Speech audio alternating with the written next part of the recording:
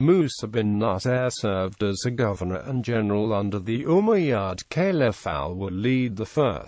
He ruled over the Muslim provinces of North Africa, and directed the Islamic conquest of the Visigothic Kingdom in Hispania. Background. Various suggestions have been made as to his ancestry. Some say his father belonged to the Lakmud clan of semi-nomads who lived east of the Euphrates and were allies of the Sasanians, while others claim he belonged to the Banu Bakr confederation. The most detailed account is that of at-Tabari, who stated that Musa's father was taken captive after the fall of the Syrian city of Ain al-Tamar. According to this account, he was a Christian, possibly Persian, who was one of a number being held hostage there. However, al-Baladuri, relating the same events, states he was an Arab of the Bali tribe, from Jabal al-Jalil in Syria. As a slave, Musa's father entered the service of Abd al-Aziz ibn Marwan, who gave him his freedom. He returned to Syria, where Musa was born at a place called Kafamara or Kafamithra. The date of his birth has been given as 640. Musa was made co-governor of Iraq by the Caliph Abd al-Malik, together with the Caliph's brother Bishir ibn Marwan. There was some quarrel over missing tax money, and Musa was given the choice: pay a huge fine, or pay with his head. His father's patron, Abd al-Aziz ibn Marwan, had a high opinion of Musa, and paid the ransom. He was later responsible for appointing Musa to be governor of Ifriqiya, Islamic conquest of Maghreb. Hassan ibn al-Nu'man was sent to continue the Islamic conquest in North Africa all the way to Morocco. However, his policies were quite strict and he did not tolerate Berber traditions. He was relieved of his command for allowing continuing Byzantine attacks.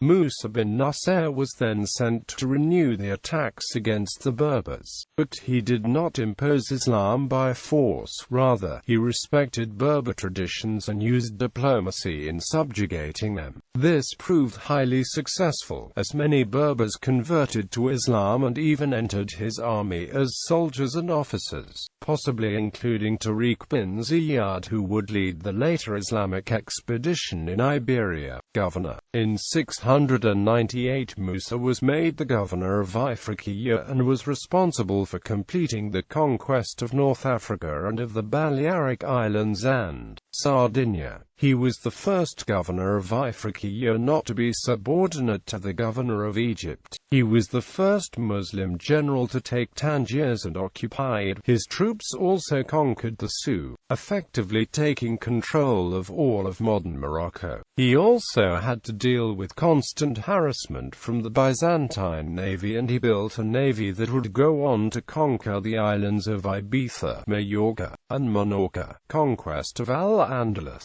Background. Muslim and Christian sources quote that while Musa bin Nusayr was eager to cross the Straits of Gibraltar to Hispania, he determined to do so only when a Visigoth nobleman, Julian, Count of Ceuta, had encouraged him to invade Iberia, telling him of the people's sufferings and the injustice of the king, Roderick, while giving him cause for conquest by telling him of the riches that would be found, and of the many palaces, gardens and beauties of Hispania. Legend tells that Julian wished the fall of the Visigothic Kingdom because his daughter had been raped by Roderick. Invasion. After a successful minor raid on the Spanish coast at Tarifa, and the raiding force returning with a booty they captured without any reported resistance, Musa decided to land a larger invasion force. Tariq bin Ziyad crossed the strait with approximately 7,000 Berbers and Arabs, and landed at Gibraltar. The expedition's purpose must have been to conduct further raids and explore the territory.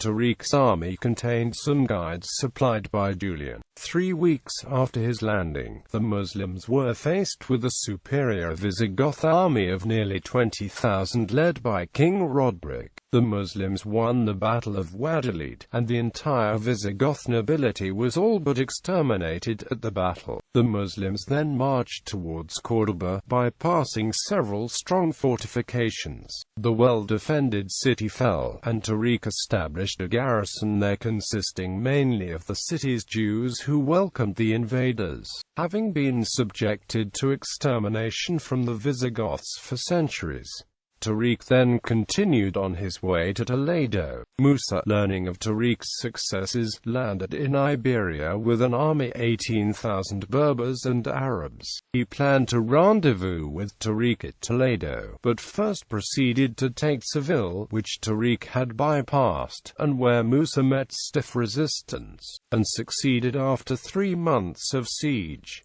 He then campaigned in the province of Lusitania, eliminating the remaining Gothic resistance there. His last destination before meeting Tariq was to subdue Mérida, capital of Lusitania. After 5 months of siege and inconclusive fighting, a group of Soutans pretended to be Christian reinforcements and managed to convince the guards into opening the gates. Once inside, the reinforcements, nearly 700, overwhelmed the guards and managed to keep the gates opened for the Muslims to enter the city and capture it. After Mérida, Musa divided his forces, taking the majority with him to meet Tariq at Toledo, where he would remain for winter. The remainder of his forces were led by his son, Abd al-Aziz, who would return to Seville to deal with an uprising. Abd al-Aziz made short work of the rebellion. He then conducted several campaigns on the return journey in the territories of Lusitania. Coimbra and Santarém were captured in the spring of 714. Abd al-Aziz then campaigned in Murcia. The Duke of Murcia, Theodemir, or Tudmir as he was called by the Muslims, surrendered to Abd al-Aziz after several hard-fought engagements in April 713. The terms imposed on Theodemir declared that the Duke would keep the citadel of Orihuela and several other settlements, including Alicante and Lorca on the Mediterranean, that his followers will not be killed, taken prisoner, forced into Islam, and that the churches will not be burned. It also demanded that Theodemir not encourage or support others to resist the Muslims, and that he and every citizen of his dominion pay an annual tax in money and other goods. Musa finally met up with Tariq, where there was an argument over the latter's booty, which reportedly included a gold table covered with gems and other precious stones that had reputedly once belonged to Solomon. Meanwhile, Musa's messenger, Muhammad al-Rumi, who had been sent to Caliph Al-Walid I to inform him of the situation in Hispania, had returned. The Caliph requested Musa to withdraw and to report in person to Damascus. Musa chose to ignore this order temporarily, knowing that if he did not continue his advance,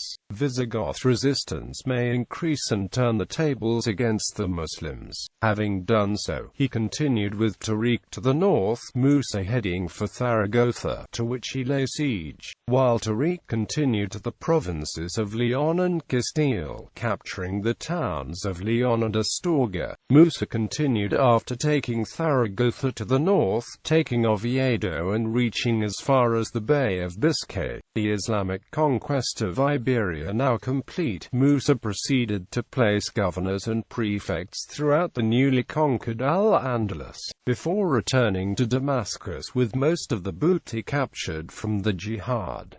Return to Damascus. Both conquerors of Spain were therefore summoned by the Caliph to Damascus. Tariq arrived first, according to some accounts, but then the Caliph was taken ill, so the Caliph's brother, Sulayman ibn Abd al-Malik, became temporarily in charge, and asked Musa, who was arriving with a cavalcade of soldiers and spoils, to delay his grand entry into the city. He most certainly intended to claim the glories brought from the conquest for himself, but Musa dismissed this request, triumphantly entered Damascus anyway, anyway, and brought the booty before the ailing Al-Walid I, which brought Musa and Tariq unprecedented popularity amongst the people of Damascus. Al-Walid I then died a few days later and was succeeded by his brother Sulayman, who demanded that Musa deliver up all his spoils. When Musa complained, Sulayman stripped him of his rank and confiscated all the booty, including the table which had reputedly once belonged to Solomon. One of Musa's sons, Abd al-Aziz ibn Musa, married an Iberian woman, who was either the daughter or wife of Roderick. She asked Abd al-Aziz why his guests did not bow to him as they used to do in the presence of her father. It was reported that he began to force guests to bow to him. It was rumored that he had secretly become a Christian, and a group of Arabs assassinated him, cut off his head and sent it to the caliph. Sulayman had Musa in his audience when the head arrived, and seeing whose it was, callously asked Musa if he recognized it. Musa maintained his dignity, saying he recognized it as belonging to someone who had always practiced the faith fervently, and cursed the men who had killed him. Another son, Abdallah, who had acted as governor of Iberia after Musa, was executed on the orders of the caliph on suspicion of having had killed the man who had replaced him. Musa died naturally while on the Hajj pilgrimage with Sulayman in about the year 715 to 716.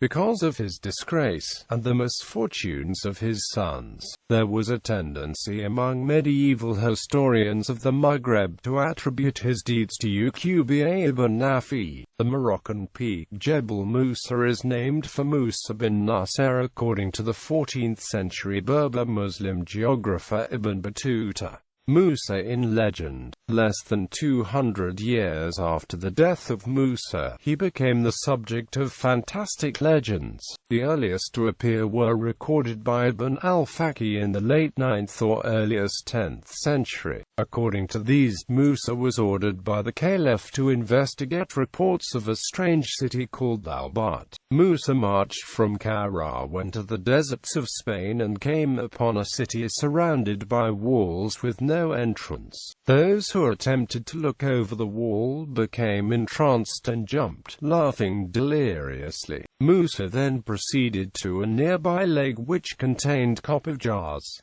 When opened, a genie emerged from each one. A more extensive version of the same legend entered the 1001 Nights, wherein Musa encounters many other marvels, such as the palace filled with jewels, whose only human occupant was the embalmed corpse of a beautiful woman guarded by two robot warriors. The 17th-century historian Ibn Abi Dinar used Musa's decline in fortune as an object lesson in the vagaries of human existence. With some exaggerations, Musa, who had conquered half the inhabited world, who had acquired so many riches, died in poverty, begging alms from passers-by, after having been abandoned by the last of his servants. Overcome by shame and misery, he wished for death, and God gave it to him. I only mention the details of Musa's death to give my contemporaries, who are poorly read, a striking example of the vicissitudes of human life. Probably the most extensive work to be inspired by the life of Musa is a section of the anonymous Kitab al-Imama was-Siyasa, which contains a lengthy description of his deeds accompanied by many supposed speeches and sayings. Unlike many other authors, such as Ibn Abd al-Hakam, the work is entirely favorable to Musa.